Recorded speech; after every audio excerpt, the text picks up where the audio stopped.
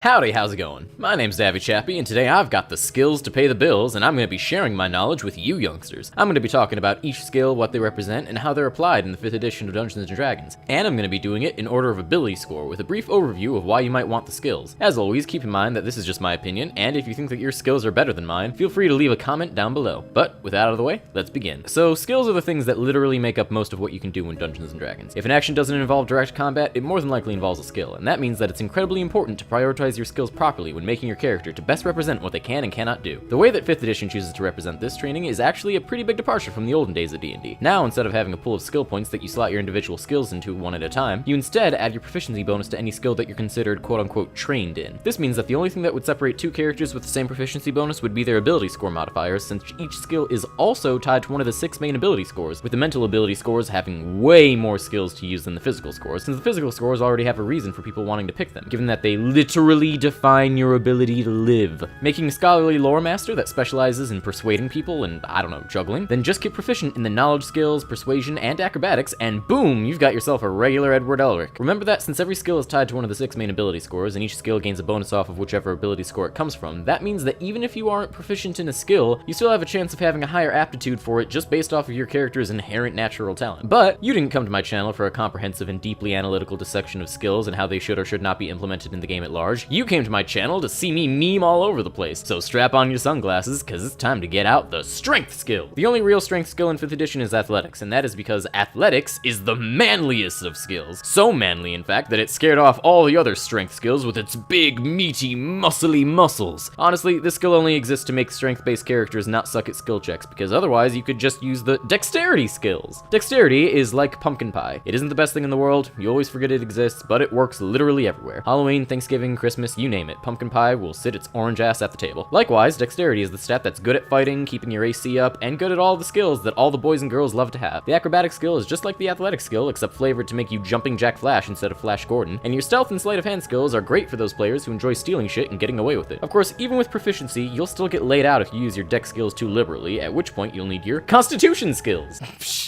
There aren't any constitution skills. Constitution is such a manly ability score that it doesn't need anything other than the promise of keeping you alive to make it worth taking. If you don't know that, then you need some intelligence skills. Without intelligence skills, you will know nothing, Jon Snow, since, as I said in my ability score guide, where wisdom is the application of knowledge, intelligence is the capacity for knowledge, which is why every skill that's involved with, do I know the history of this sacred stone guarded by the mysterious swordsman, will be found in intelligence. It's also the reason why wizards are so dang topical about everything, since their whole class revolves around knowing shit that nobody in their right mind would care about. You've got Arcana, the study of magic, History, the study of old people, Investigation, the study of whatever you happen to be holding in your hands at the moment, Nature, the study of beavers, and Religion, the study of book burnings. With these 5 skills in your repertoire, you will have all the knowledge in the multiverse, and yet the DM will still neglect to tell you that the poisonous grung frog is, in all actuality, poisonous. At that point, you're better off using your wisdom skills. So, like I said, wisdom is the application of knowledge, which is why all of its skills are very hands-on. You could use animal handling to lead a horse to water and make it drink, you can use insight to press X to doubt, you could use medicine to apply a band-aid to the stab wound, you could use perception to realize that that man isn't a man at all, but rather 3 children stacked on top of each other in a trench coat, and you could use survival to drink your own piss. If you haven't noticed yet, the mental ability scores have a lot more skills tied to them than the physical ones as a means of making them more appealing to players, since you don't need skills to make crushing heads like a melon appealing enough to increase the ability score. Instead, the mental scores have to rely on utility, cunning, and charisma scores. Unlike the other 2 mental stats, charisma only has 4 skills as opposed to the others 5, but it makes up for it by being charisma, the greatest stat in the world. Your arsenal includes deception, which is a fancy way of saying lying, intimidation, for when you're only a sorcerer but you still want to be taken seriously, performance, the skill that no one uses for anything other than to meme, and persuasion, the skill that everybody substitutes for actual roleplaying. Charisma skills are finicky, because even though they're supposed to make your character a great talker, your character is still dependent on your own ability to talk, so there's a major gray area on whether or not to just roll for conversations or have what you actually say affect the roll, instead of just having the roll decide for itself. I personally rule it that you aren't allowed to roll for intimidation, persuasion, etc. until you actually say something intimidating or persuading enough for the person that you're talking to care. A high charisma is the secret path to true power in D&D, but you still gotta walk that path yourself. But that'll about do it. I hope you enjoyed this video, leave a like and comment if you did, and maybe subscribe if you want to be a cool dude. Also, if you want to stay up to date on all of your Davvy news, I keep a link to my Discord in the description below. But yeah, Davvy out.